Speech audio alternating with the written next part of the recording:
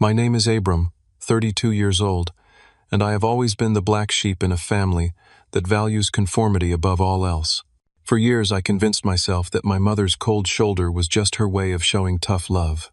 But that night at my sister's rehearsal dinner, when I stood plateless, while everyone else ate the truth couldn't be denied anymore. Before I tell you how I went from hopeful brother to disinherited family member in one dinner, let me know where you're watching from, and hit that like and subscribe button. The ending of this story might teach you something about standing up for yourself. Growing up in the affluent neighborhood of Westchester County, New York, our family name carried weight. The Mitchell family was known for its successful investment firm, now in its third generation. I was the second child, born 4 years after my sister Cassandra. From my earliest memories, it was clear our mother Rebecca had different standards for us. Where Cassandra received praise for a B+, I received silence for an A-. Where she got comfort for skinned knees, I got lectures about being more careful. My father Walter was different, quieter, more reserved, but with occasional moments of warmth that I clung to. He would slip into my room late at night after work trips, bringing small architecture models from cities he'd visited, knowing my fascination with buildings even as a child. "Your eyes light up when you see these," he once said, in a way I never see at family gatherings. Yet he never confronted my mother about her treatment of me retreating to his study whenever tension rose. Our house was immaculate, a colonial-style mansion with 6 bedrooms, a swimming pool, and a carefully manicured garden that hosted summer parties for the local elite. But the perfection was superficial. Inside those walls, I learned early that I somehow didn't measure up to the Mitchell standard. Abram lacks the natural business instinct, my mother would tell guests even as I sat within earshot. Cassandra, though, she has her grandfather's mind for investments. By 13, I had learned to eat quickly and excuse myself from family dinners. School became my refuge. I threw myself into academics and found freedom in the architecture club.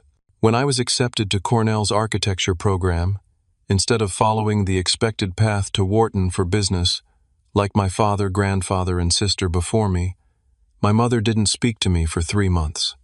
"You're throwing away generations of legacy," she said when she finally addressed my choice. "Your grandfather would be so disappointed."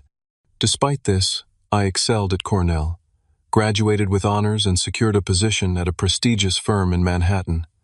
By 30, I had led the design of 2 award-winning commercial buildings and started my own boutique firm. Trade magazines featured my work. Clients sought me out specifically. None of this impressed my mother. At family gatherings, my accomplishments went unacknowledged, while Cassandra's promotion to junior partner at Mitchell Investments was celebrated with champagne and catered dinners. I made periodic attempts to bridge the gap. I sent my mother tickets to my first building's opening gala. She sent them back with a note claiming a prior commitment. I called monthly conversations that rarely lasted more than 5 minutes. I sent thoughtful birthday and Christmas gifts, receiving only formal thank you cards in return, likely written by her assistant. When Cassandra called to announce her engagement to Tyler Wellington, son of another prominent family in finance, I congratulated her sincerely. We had maintained a cordial, if distant, relationship. She wasn't unkind, just caught in our mother's orbit, careful not to defy the family hierarchy. "The wedding's going to be huge," she told me, excitement in her voice. "Tyler's family knows everyone. Mom's already talked to planners at the plaza." "Sounds perfect for you, Cass," I said, genuinely happy for her. "Let me know how I can help." There was a pause on the line. "Actually, about that. The budget is getting out of hand. Mom and Dad are covering most of it, but with the guest list over 300 people now." I understood immediately. "I'd be happy to contribute, Cass. Just let me know what would help." The relief in her voice was palpable. "Really? That would be amazing, Abram. Maybe you could cover the floral arrangements. The designer Mom wants is asking $50,000. The sum was substantial, but I could afford it. More importantly, I saw an opportunity. Perhaps this gesture would finally prove to my mother that I was successful in my own right and worthy of her respect. Perhaps this family celebration could be the beginning of healing. "Consider it done," I told Cassandra. "Send me the details and I'll transfer the funds." In the months leading up to the wedding, communication increased. Cassandra sent photos of venues, dresses, and flower arrangements. I was copied on group emails about schedules and accommodations. For the first time in years, I felt included in family matters. The night before I left for the rehearsal dinner, I called my father.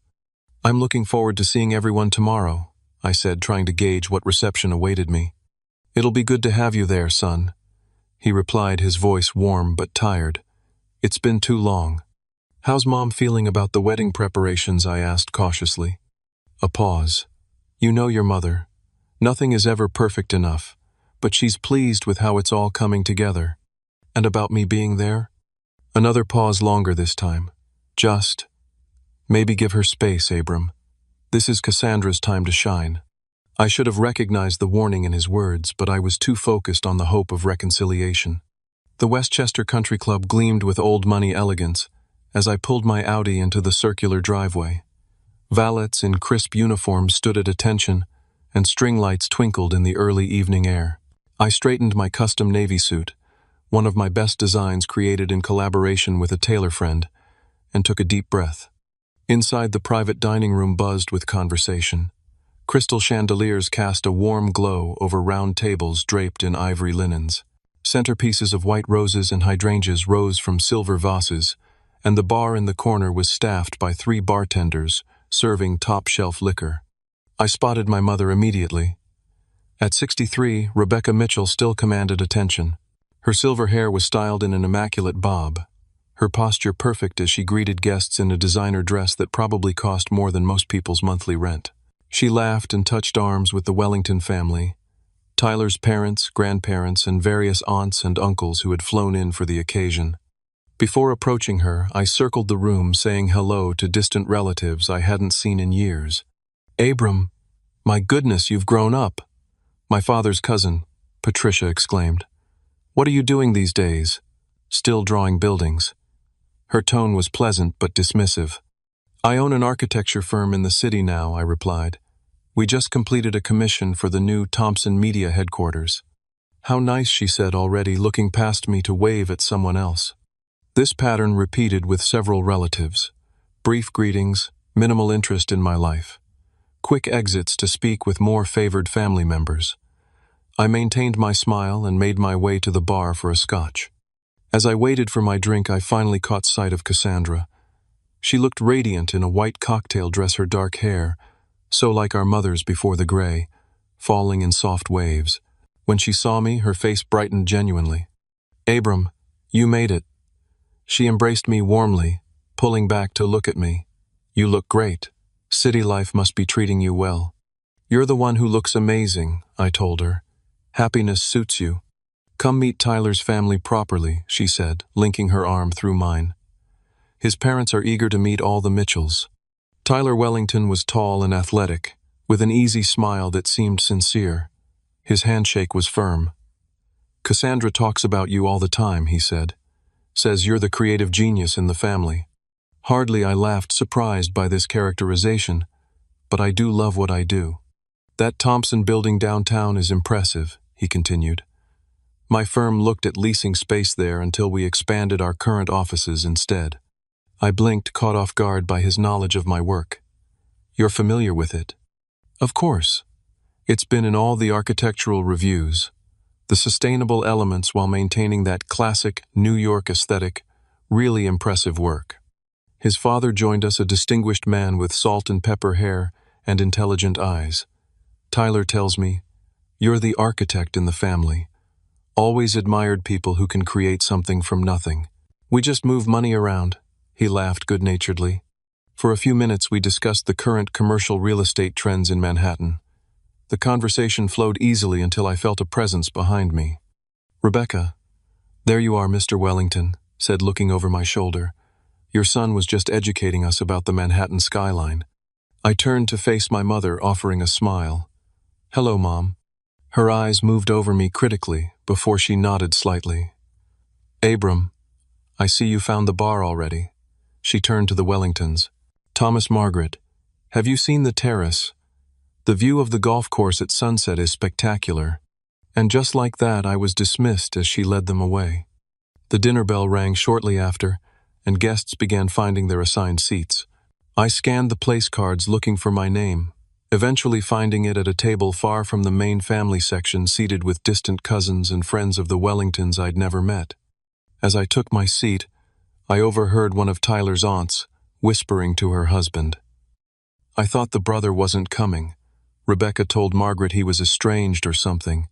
Last-minute addition, I guess," her husband replied with a shrug.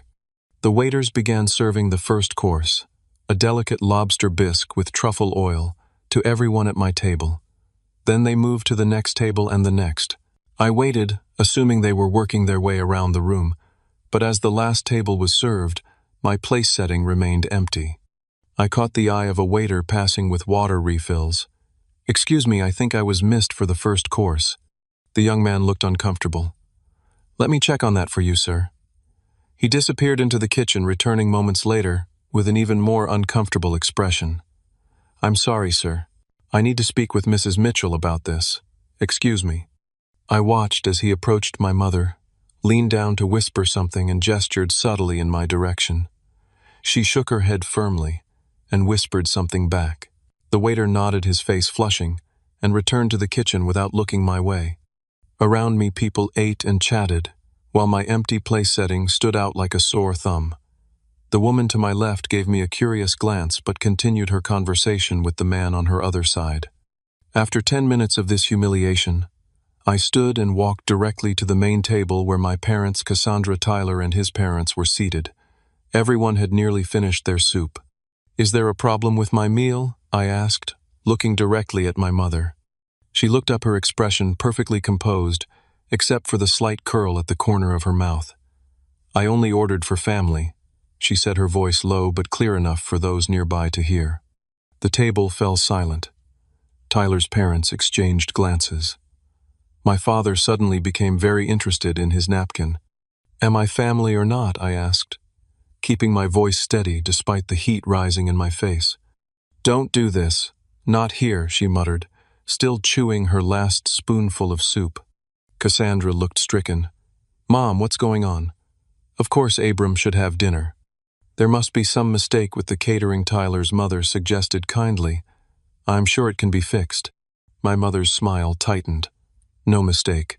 Just a miscommunication about the final guest count." She signaled to a nearby waiter. "Please bring a setting for my son. It seems we have an unexpected addition." The damage was done. The words "unexpected addition" hung in the air, making it clear I wasn't supposed to be there. I stood frozen for a moment, dignity warring with hurt. "Abram, please sit down," my father finally spoke. "The waiter will bring your food." But I couldn't play along anymore. "Excuse me," I said, turning away from the table. "I need some air." The night air hit my face as I stepped onto the terrace, my hands shaking slightly as I braced them against the stone railing. Inside, the dinner continued.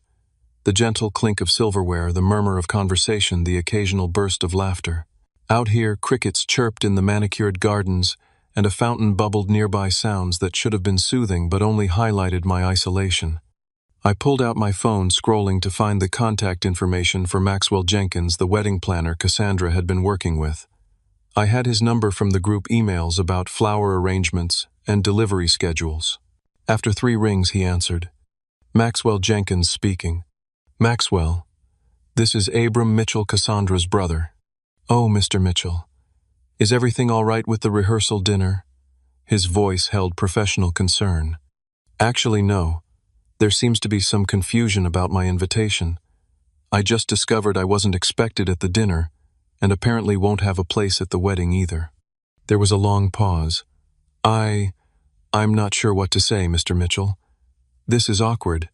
Just tell me what you know," I said, my stomach tightening with dread. He cleared his throat. "Your mother specifically instructed us to remove you from all guest lists 3 weeks ago. She said there had been a family disagreement, and you wouldn't be attending." The revelation knocked the wind from me. 3 weeks ago, right after I had transferred the $50,000 for the flowers, and my contribution to the wedding, the payment for the floral arrangements. Another uncomfortable pause. I was told that was still being provided as a gift regardless of attendance. The contract specified non-refundable deposits, and everything has been ordered and scheduled for delivery. So my family canceled my invitation, But my $50K deposit stays, I said flatly. I'm very sorry, Mr. Mitchell. I assumed this was all agreed upon within the family.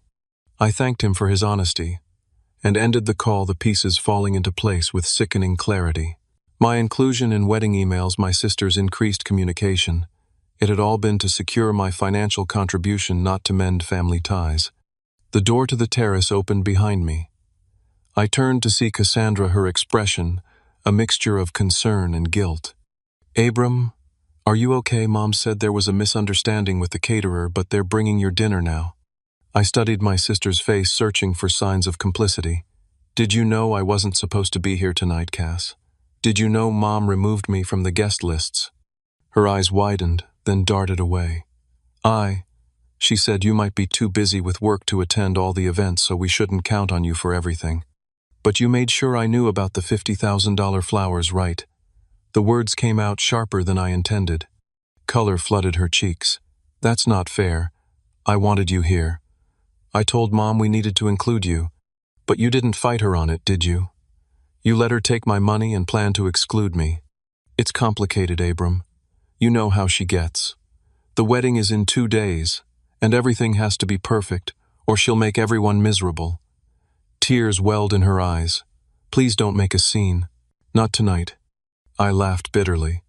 Make a scene? Mom is the one who deliberately humiliated me in front of everyone by not even ordering me dinner. The door opened again, and Tyler stepped out, concern etched on his face. Everything okay out here? Cassandra quickly wiped her eyes. It's fine. Just a family thing. It's not fine, I said, turning to Tyler. Did you know your future mother-in-law uninvited me from your wedding after taking my money for the flowers? Tyler's expression shifted from concern to shock. What? No, that's not possible. Cassandra and I approved the final guest list together. I looked back at my sister, whose face now showed guilt and fear in equal measure. Mom made some last-minute changes, she admitted quietly. She said she would handle it. Tyler's jaw tightened. And you didn't tell me, Cassandra, we talked about this. Your mother doesn't get to control everything. Inside, I could see movement through the windows. The main course was being served. My mother sat regally at the center table, holding court as if nothing was amiss. 32 years of dismissal and disrespect crystallized in that moment. I had spent my life seeking approval from someone incapable of giving it, making excuses for cruelty disguised as high standards. I'm done, I said, my decision suddenly clear. I'm not going to sit through another minute of this pretense. Abram, please, Cassandra pleaded. What are you going to do? What I should have done years ago. Stop accepting scraps of affection and recognize that Mom will never see me as good enough. I walked past them back into the dining room where conversations hushed momentarily as people noticed my return. My mother's eyes tracked me, narrowing with suspicion as I approached the small podium where the best man had given his toast earlier. Excuse me, everyone, I said, my voice carrying across the room. I apologize for the interruption, but I have an announcement to make. The room fell silent, all eyes turning toward me. My mother's face tightened with fury while my father looked resigned. Cassandra and Tyler hurried back inside, stopping just inside the doorway. First, I want to congratulate my sister Cassandra and her fiancé Tyler on their upcoming wedding. I truly wish you both every happiness. I raised my water glass toward them, and others automatically did the same. However, I've just discovered something that I feel should be addressed. 3 weeks ago, after I contributed $50,000 to this wedding for the floral arrangements, my mother removed me from the guest lists without my knowledge. Murmurs rippled through the room. Tyler's parents exchanged alarmed glances. Tonight was simply the culmination of a lifetime of being treated as less than family. When I asked why I wasn't served dinner, my mother stated, and I quote, "I only ordered for family." That's enough, Abram, my mother cut in sharply, half rising from her seat.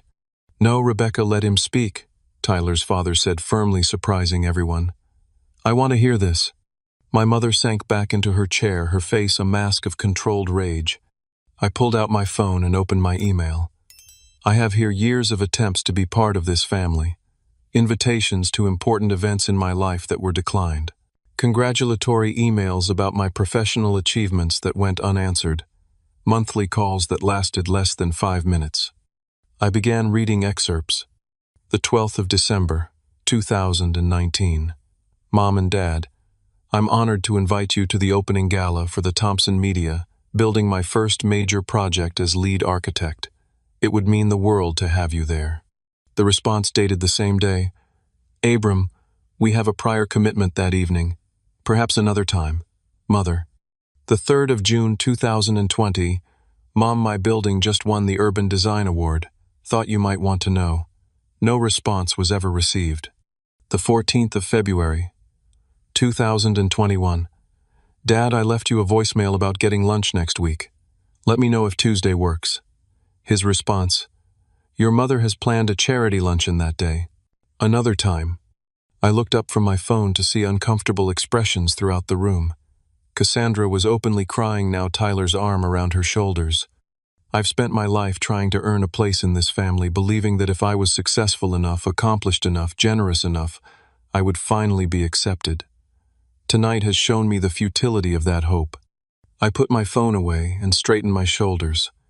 So I'll make this simple. I won't be attending the wedding. My gift of the floral arrangement stands. Consider it my final attempt at being a good brother and son. But I will no longer subject myself to this treatment. I turned to face the Wellington family directly. I apologize that you've been drawn into this family drama. Please know that this reflects only on the dynamics of the Mitchell family, not on Cassandra and Tyler's relationship, which I believe is genuine and loving. As I stepped away from the podium, Tyler moved forward, his expression resolute. Actually, I have something to say too, he announced, his voice steady. Mr. and Mrs. Mitchell, I respect you as Cassandra's parents, but what I've witnessed tonight is unacceptable. Abram is not only Cassandra's brother, he's an accomplished professional who deserves basic respect. My mother's face had gone from rage to shock. This was clearly not the response she had expected from her future son-in-law. Tyler, she began, her voice honey sweet. You don't understand our family history. I understand enough, he replied firmly. And I need to be clear. If Abram isn't welcome at our wedding, then perhaps we need to reconsider having the wedding at all. The room erupted in whispers. Cassandra moved to Tyler's side, taking his hand in a show of solidarity that sent a clear message. Now let's all calm down, my father finally spoke up, his voice faltering. This is a celebration. Let's not ruin it with old grievances. Old grievances, I echoed. Dad, this happened tonight. It's happening right now. I turned and walked toward the exit, dignity intact, but heartbreaking all over again.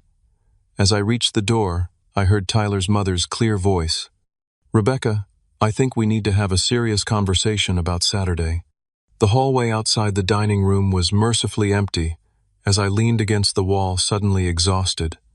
Part of me wanted to keep walking, to my car, back to my apartment in the city, away from the decades of rejection. But something held me in place, perhaps the lingering hope that this confrontation might finally force change. The door opened, and Tyler's father, Thomas, emerged, his expression grave but determined. Abram, would you join us back inside? There are some things that need to be addressed as a family. I hesitated. With all due respect, Mr. Wellington, I've said what I needed to say. I understand. But I think you'll want to hear this. He held the door open, waiting. Against my better judgment, I followed him back into the dining room. The atmosphere had completely transformed.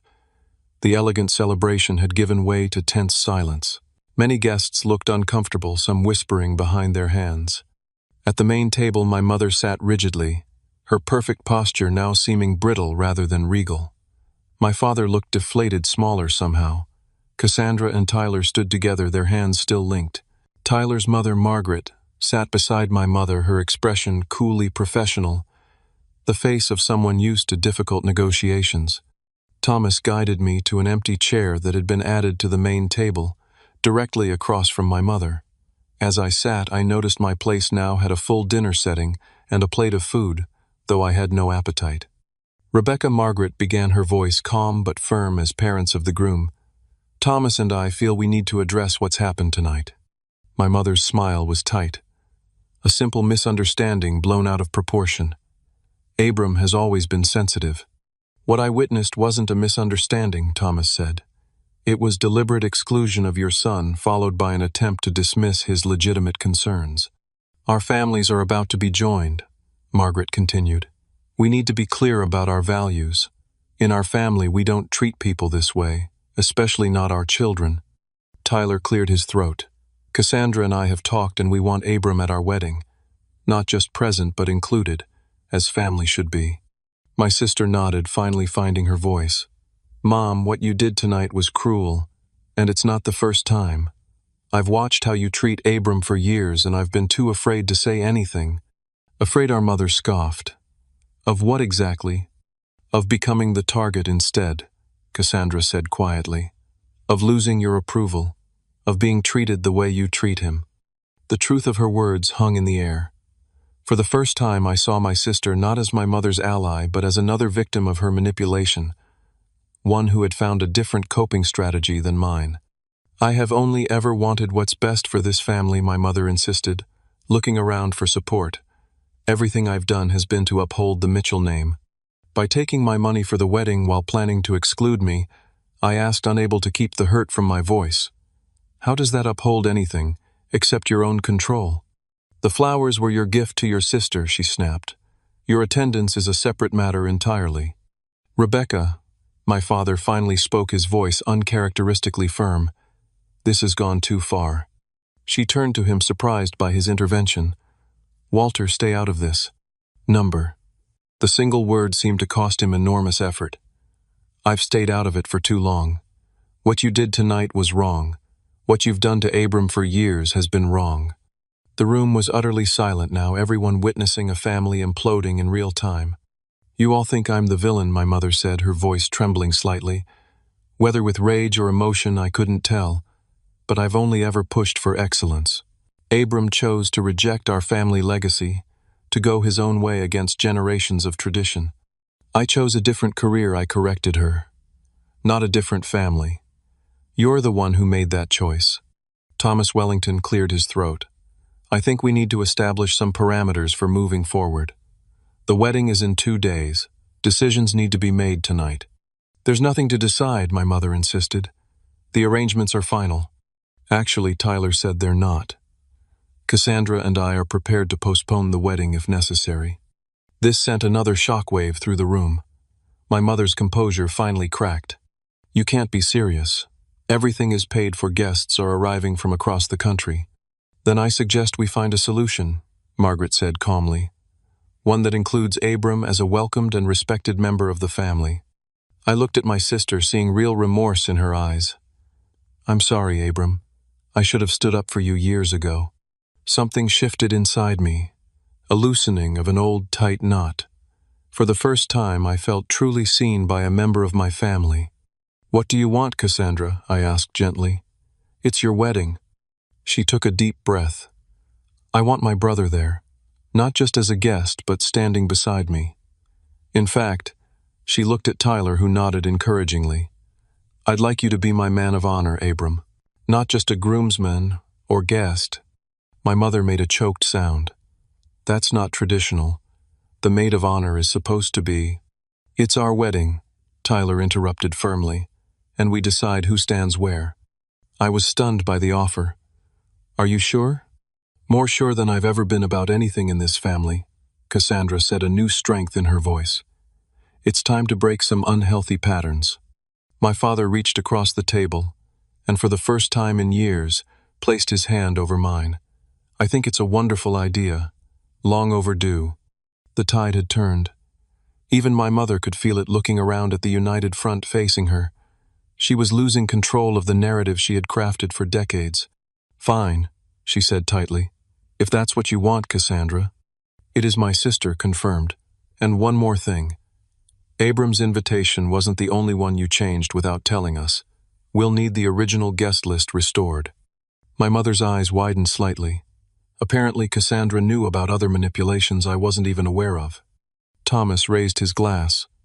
Then I believe we have a resolution. To family, in all its complicated forms. Others around the room cautiously raised their glasses, the tension slowly dissipating as conversations resumed. The crisis had passed, but the dynamics had fundamentally shifted. As dinner continued, Tyler leaned over to me. "For what it's worth, I've been following your career for years. Your work on sustainable urban design is revolutionary. I'm honored to have you as a brother-in-law." For the first time that evening, I felt a genuine smile form. "Thank you. That means more than you know." Across the table, my mother maintained her composure, but I could see the calculations happening behind her eyes. She had lost this battle, but I knew her well enough to know she wouldn't surrender the war easily. Still, something profound had changed. I was no longer standing alone. After the rehearsal dinner finally ended, I retreated to my hotel room emotionally drained but strangely peaceful. The confrontation I had avoided for decades had finally happened, and while painful, it had been oddly freeing. I loosened my tie and poured myself a drink from the minibar, replaying the evening's events in my mind. My phone buzzed with a text from Cassandra. "Can we talk? Tyler and I are in the lobby." I hesitated only briefly before responding, "Room 712. A few minutes later, a soft knock announced their arrival. When I opened the door, Cassandra's eyes were red from crying, but she seemed calmer now. Tyler stood slightly behind her, his expression a mixture of concern and determination. "Come in," I said, stepping aside. Cassandra immediately embraced me, holding on tightly. "I'm so sorry, Abram. I've been such a coward." I returned the hug, surprised by how much I needed it. "You were surviving the only way you knew how." We moved to the sitting area of the suite.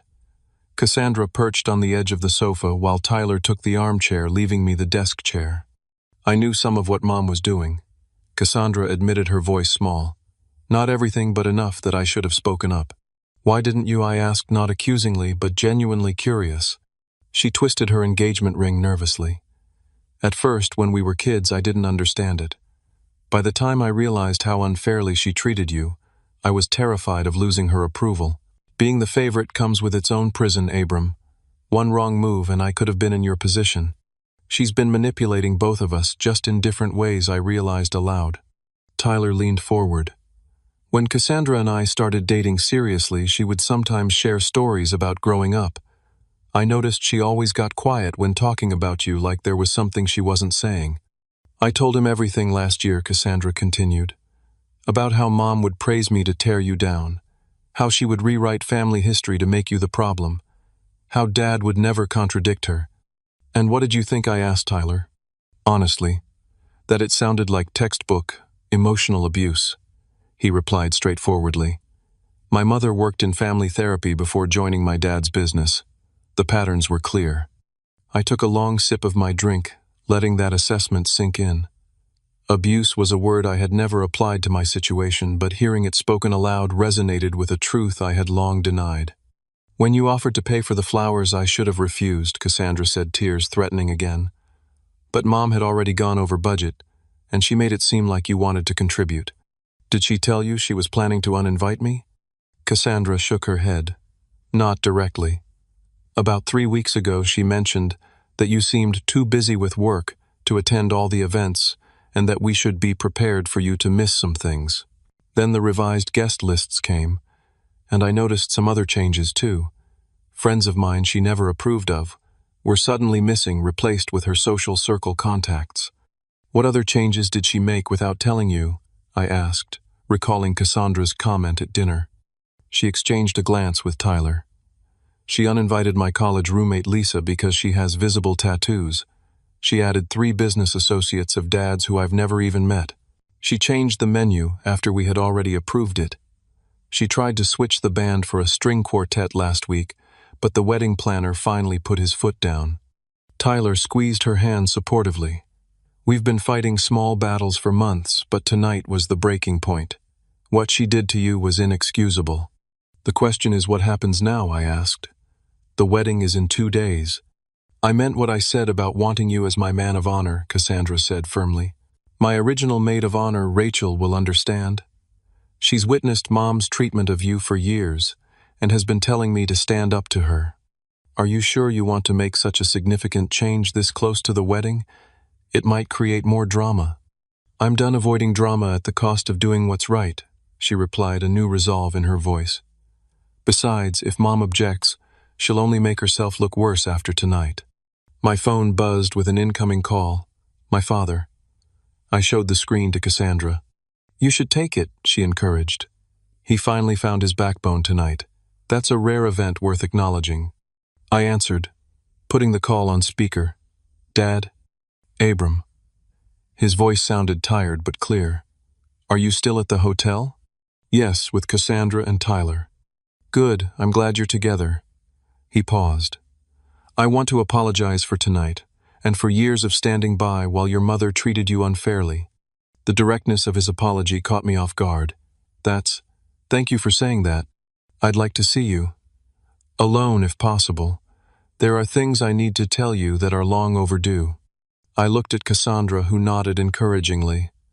"I could meet you for breakfast tomorrow," I offered. 8 o'clock in the hotel restaurant. "I'll be there." After ending the call, I turned back to Cassandra and Tyler. That was unexpected. "Mom's probably livid right now," Cassandra said. "Dad standing up to her even a little is unprecedented." The Wellingtons' intervention changed the power dynamics, Tyler observed. "My parents don't tolerate that kind of behavior.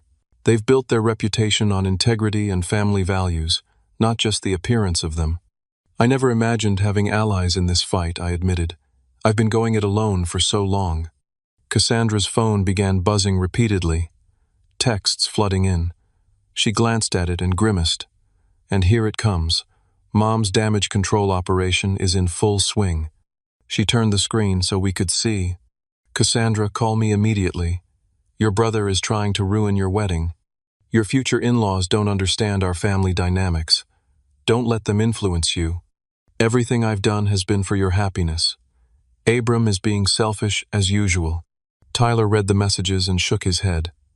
Classic manipulation. Making herself the victim, reframing the narrative, creating urgency, and trying to isolate you from supporters. "Are you going to respond?" I asked. Cassandra turned off her phone entirely. "Not tonight. For once she can wait for my attention instead of the other way around." The simple act of defiance seemed to strengthen her. I've spent my whole life jumping whenever she called, rearranging my priorities to suit hers, accepting her version of reality. Not anymore. Tyler put his arm around her. "I'm proud of you." She leaned into him, then looked back at me. "What about you, Abram? Are you really okay with being my man of honor? It's not just for show or to make a point. I want you there because you're my brother, and I love you despite everything." The sincerity in her voice touched something deep inside me. Then yes, I'd be honored, though I might need some crash course instructions on the duties. She laughed, the sound breaking the tension, mainly just standing there looking handsome and not losing the rings. "Rachel will help with everything else." As they prepared to leave, Cassandra hugged me again. "Thank you for not giving up on me even when I was too weak to stand up for you." "We were both doing the best we could in a dysfunctional situation," I told her. "But things can be different going forward." After they left, my phone lit up with notifications. News of the dinner confrontation had spread rapidly through the family network. Text messages from relatives I rarely heard from began appearing. "Abram just heard what happened. That was long overdue. Call if you need anything. Uncle James. Your mother has been impossible for years. Glad someone finally said something. Aunt Diana. Wish I'd been there to support you. Mom's been pulling the same tactics with extended family for decades. Cousin Michael." The support was surprising and validating, but also raised questions about why these people had remained silent for so long. Still, it confirmed what I had begun to suspect. My mother's behavior wasn't just directed at me, and others had noticed but feared speaking up.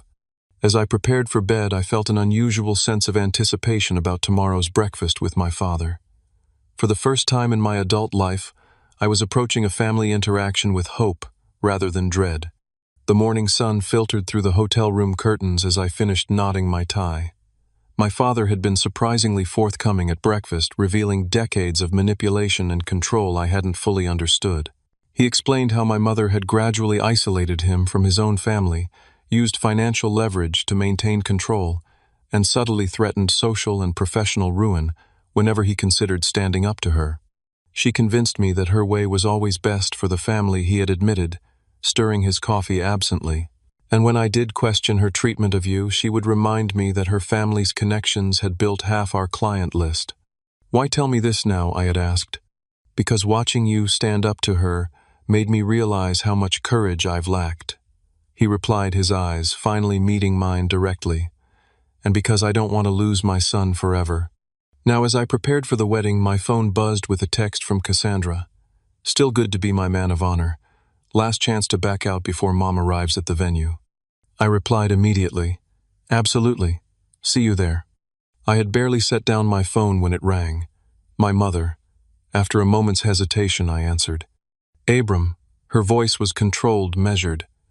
We need to discuss today's arrangements. Good morning to you too, Mom.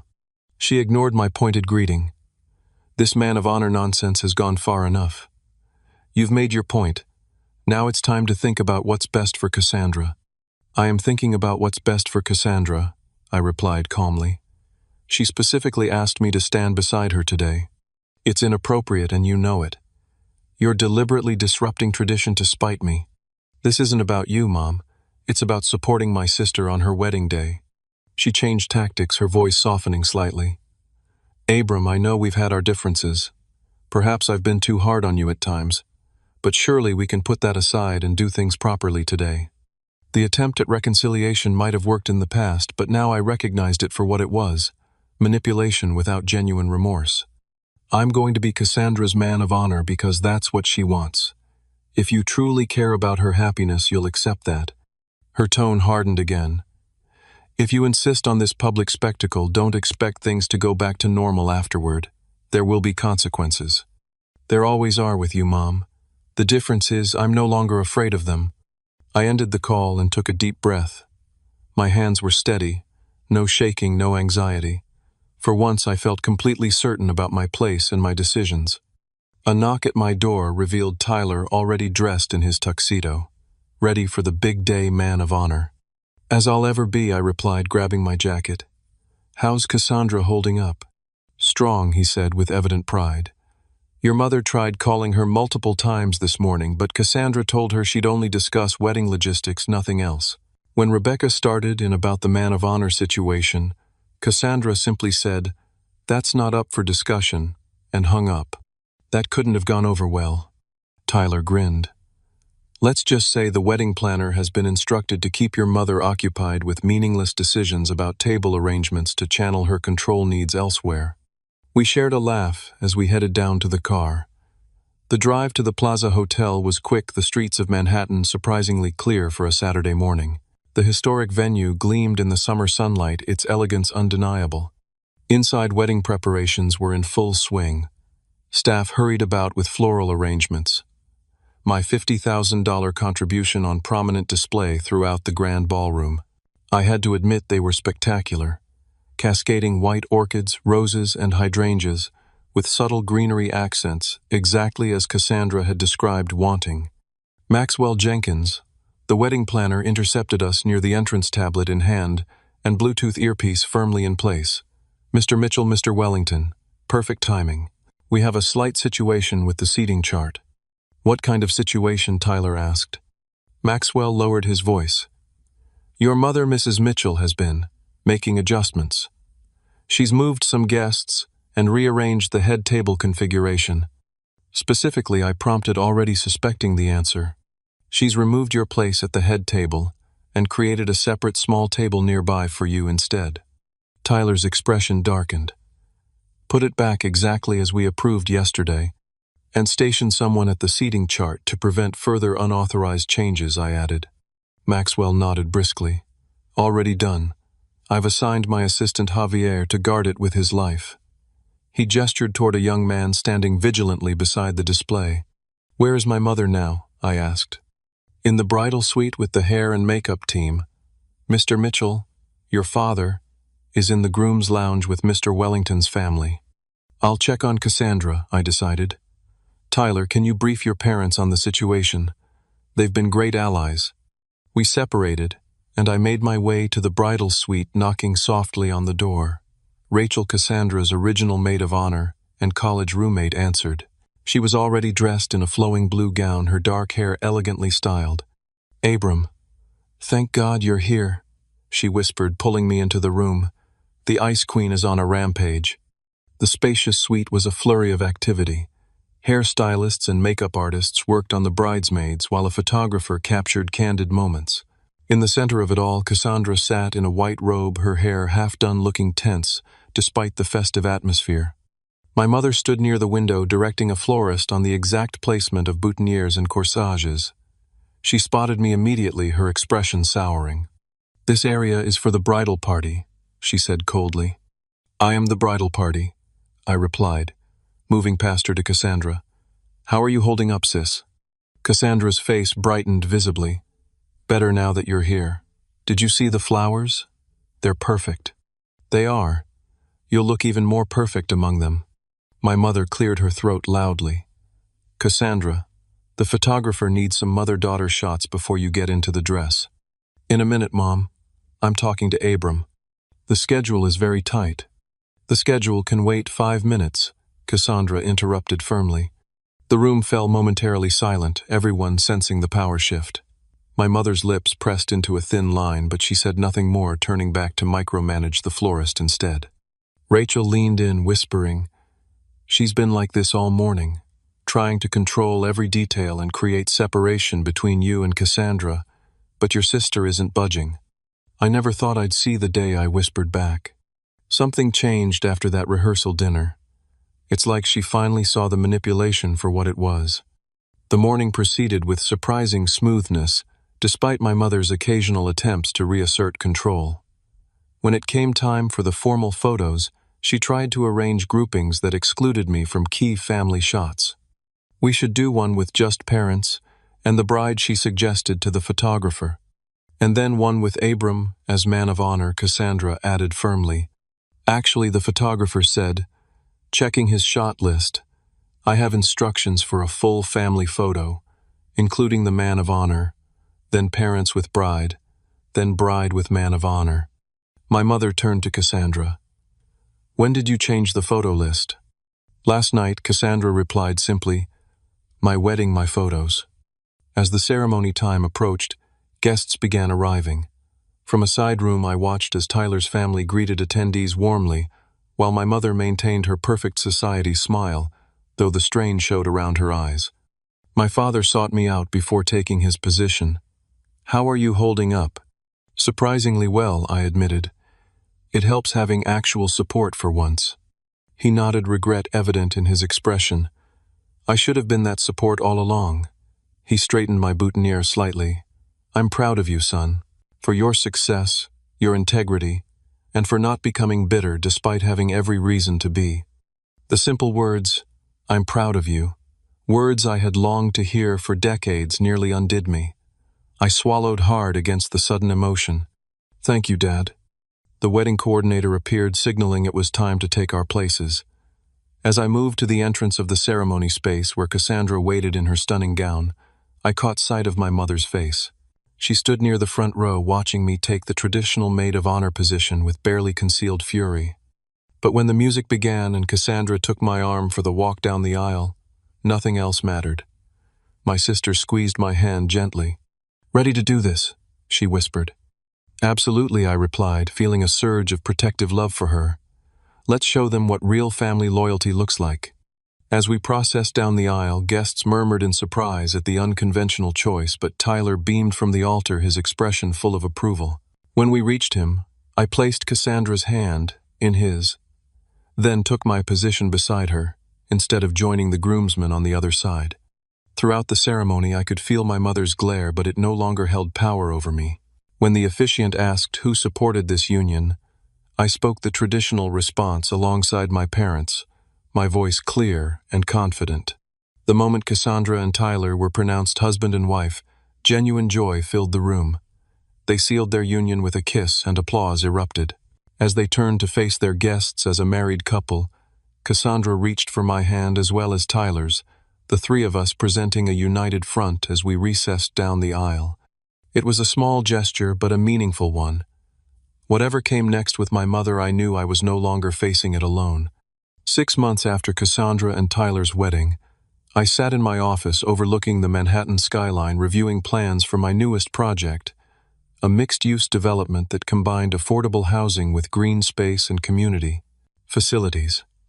My firm had doubled in size, partly due to the publicity from the Thompson building, but also because I was no longer spending energy seeking approval I would never receive. My intercom buzzed. "Your sister and brother-in-law are here to see you, Mr. Mitchell. Send them in, Diane." Cassandra and Tyler entered, both looking relaxed and happy. Married life clearly suited them. "Sorry to drop in unannounced," Cassandra said, hugging me. "We were in the neighborhood and thought we'd kidnap you for lunch." Perfect timing. I could use a break from these blueprints. Over lunch at a nearby bistro, we caught up on the past few months. Tyler's firm was expanding into sustainable investment, partly inspired by my architectural focus. "How was Christmas in Aspen?" I asked. They had opted to spend the holidays skiing rather than attending the traditional Mitchell family gathering. Peaceful, Cassandra sighed contentedly. "First holiday season without drama in my entire life." "How's Mom taking the continued rebellion?" I asked, only half joking.